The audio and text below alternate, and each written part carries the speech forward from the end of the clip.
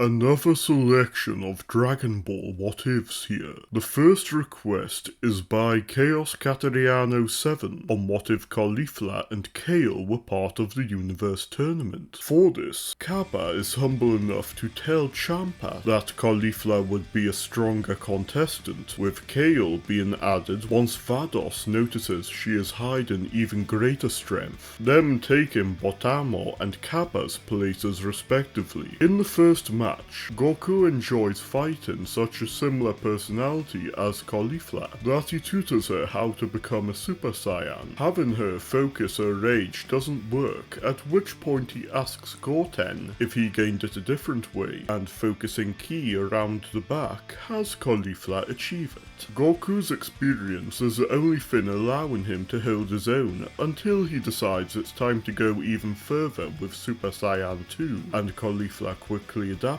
3 proves something she can't copy though, which puts an end to the fight. It's also too much for Frost to use his needles, and transforming into his god form to not waste too much stamina is enough. Goku powers through Mageta's durability. Kale isn't too willing to use her power and struggles to become a Super Saiyan until Champa threatens to erase her and Caulifla if they lose, even attacking the latter when they get angry at this. Kale snaps and transforms, but makes Champa her target, getting knocked out and disqualified. The fight with Hit is essentially a quick version of the regular one, but with Piccolo being the one Hit jobs to instead of Monaka. Seeing Kale's power has Vegeta realize his only advantage over the 2 female Saiyans is greater ki control, and puts a lot of focus into that, he and Goku mastering the Super Saiyan Blue form before the Future Trunks arc. As such, Vegeta easily destroys Black even after he gets Super Saiyan Rose, and buys enough time for Trunks to go back to History 1 and master the Mafuba to seal Zamasu. Caulifla seeks out any Saiyans with potential for the Tournament of Power, with some role reversal of her tutoring Kappa. She has also been helping Kale master the legendary Super Saiyan form, with both being far stronger than normally in general. Caulifla telling Kale to go all out from the start quickly turns the Battle Royale into a freeway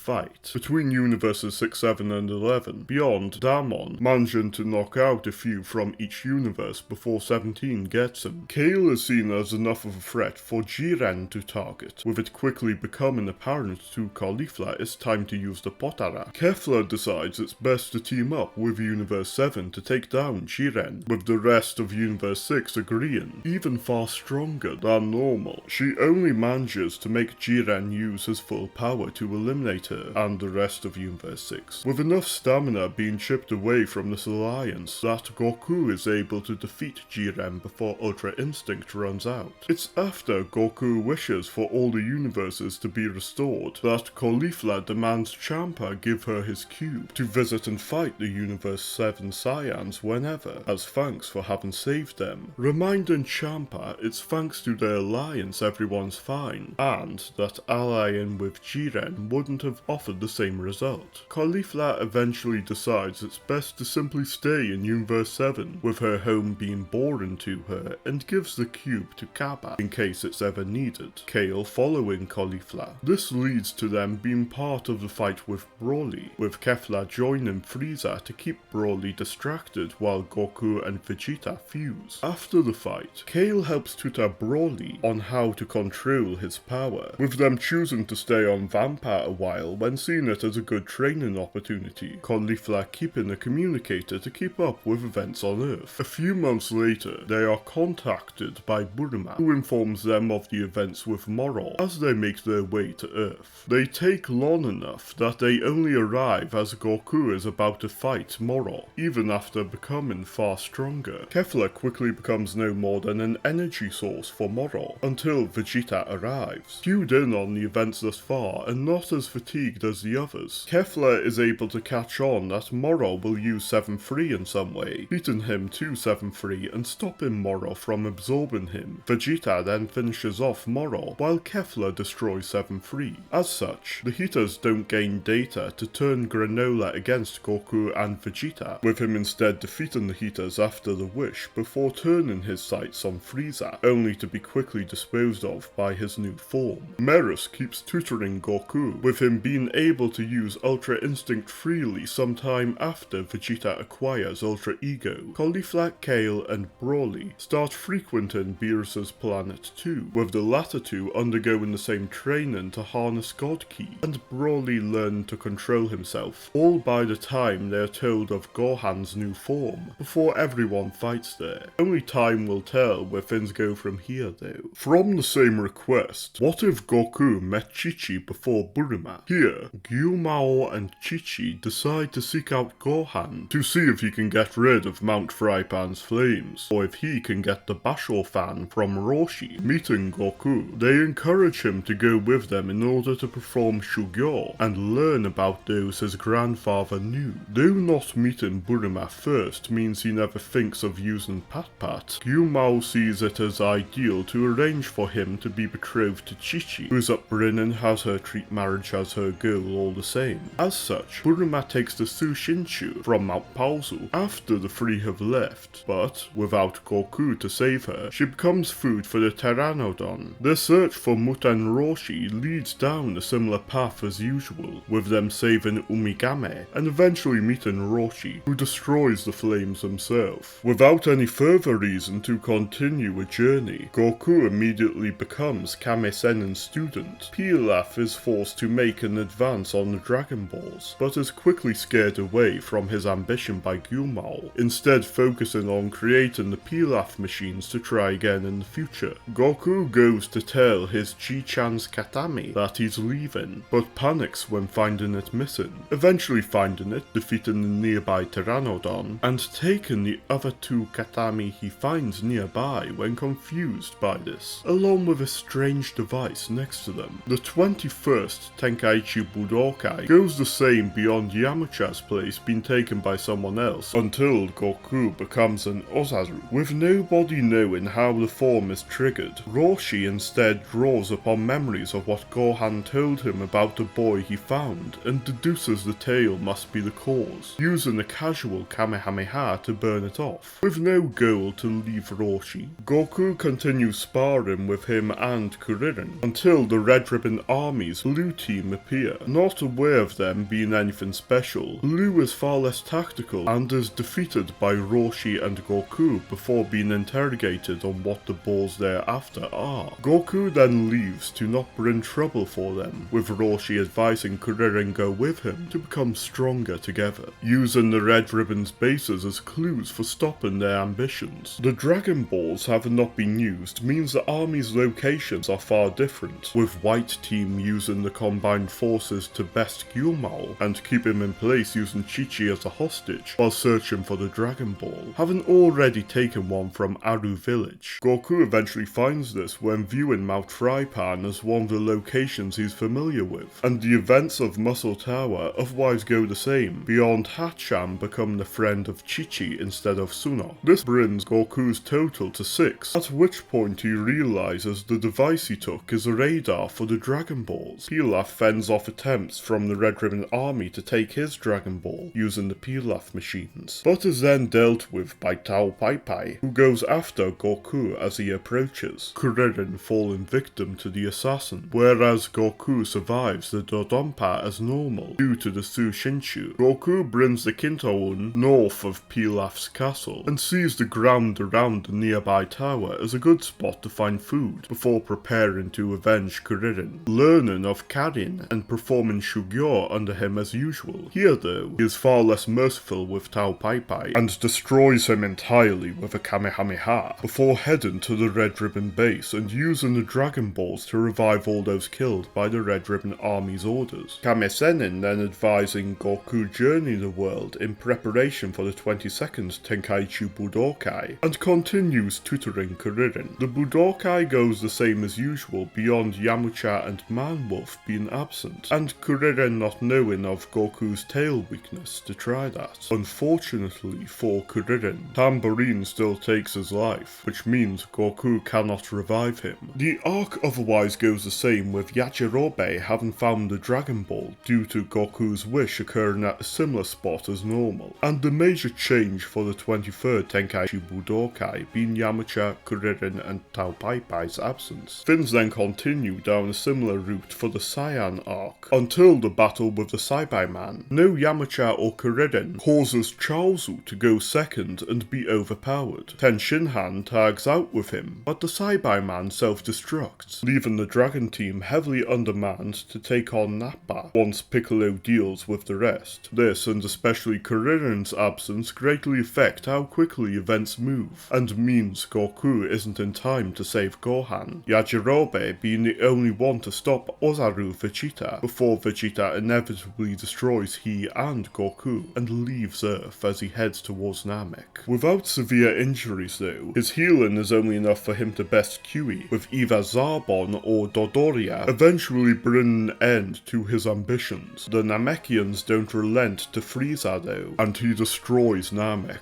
once the Saichoro passes away. On Earth, 17 and 18 are still unleashed, with Babidi thereby not going about with his plans, and no Dragon Balls means Frieza never visits it. As such, Frieza remains unopposed in his rule, and Cell eventually achieves perfection, but is limited to Earth without Frieza's cells. The population becoming too low to bounce back leaves him without purpose until eventually being scouted out by Babidi, and lacking the drive to not submit. Unless Babidi chooses to conquer the universe without Boo, things remain static until two other routes occur. For Super, Beerus would destroy Frieza, with Cold instead governing his empire in a manner to not annoy Beerus. Granola, still being unsatisfied by these conditions, would cause him to seek out the Dragon Balls and defeat both Cold and the Heaters, as well as Babidi's group should they advance in the power vacuum. For GT, there's no way for anyone to stop Baby, who carries out the Universal Superization plan. It's through these bleak outcomes that we see the importance of Burima's role on the entire Dragon Ball series, being the one character that could be argued as even more important to Dragon Ball's plot than Goku. Finally, from the Ultimate Meme Lord, is what if Goku taught Oob all his techniques? Here, remembering how easily Oob's prior self copied even complex techniques such as the Kaikai, Goku sees it as worth teaching Oob everything he can, including the Kaioken, Genki Dama, and Shunkan Ido. This doesn't detract from Oob's growth in strength as much as Goku thought, through the spirit control necessary for using Shunkan Ido, helping cultivate his ki further, leading to Goku giving it absolutely everything he has against Oob in their rematch. Despite this, Goku doesn't see it as worth bringing Oob to space when not finding out he can't use Shunkan Ido until arriving on Omega, and not having expected any strong foes. The first major change occurs when Oob confronts Baby, with a 20 times Kaioken being enough to overwhelm even Baby's Revenge Death Ball, and defeat him before Goku arrives. With his tail still regrowing and ending up looking at Earth, Goku eventually becomes a Super Saiyan 4 all the same. The Namekian Dragon Balls are used to revive Vegeta, along with Earth after the latter's destruction. When Super 17 appears, Oob's highest levels of Kaioken are enough to overwhelm him, until preparing to finish him off with a Kamehameha, which is absorbed and leads to him being at a disadvantage until Boo arrives to fuse, with Super Oob's greater power, restored stamina, and more careful approach, having him defeat Super 17 through exploiting his weakness. It's when facing I Shinlon that not even Oob's Kaioken can change things, with him only managing to distract the dragon far better before Goku powers up. It's once Goku and Vegeta's fusion becomes undone though, that Oob gets an idea, using Shunkan Ido to grab Goku and bring them further away. He brings up the idea of using the Genki Dama, to which Kaio chimes in to help Oob gather the Genki from all over the universe, those Goku met being willing, with Oob introducing himself as Goku's student. As the events with Su Shenlon's revival and second death occur, the Genki Dama is complete, with Oob teleporting close to I Shenlon and destroying him completely with it. As Goku never had his moment of enlightenment when facing the -NG Power Ball, he doesn't leave with Shenlon, and instead congratulates his successor before helping him hone his skills further through regular sparring as a Super Saiyan 4, until 11 years later when, sensing their deaths approaching generation, he and Vegeta leave Earth to settle the score, as in Dragon Ball Online. Oob has proven himself as Goku's successor, and continues his legacy through passing these teachings down to the next generation. It's here that, despite GT's trajectory remaining fairly similar, we see the crucial role Oob could play as a payoff to being Goku's successor, which was one of the genuine huge missed opportunities in GT. Thank you for having watched through these what ifs. Request your own or an idea for a general Dragon Ball video in the comments, and subscribe so you don't miss them. Check out this playlist of older ones, and I'll see you next time.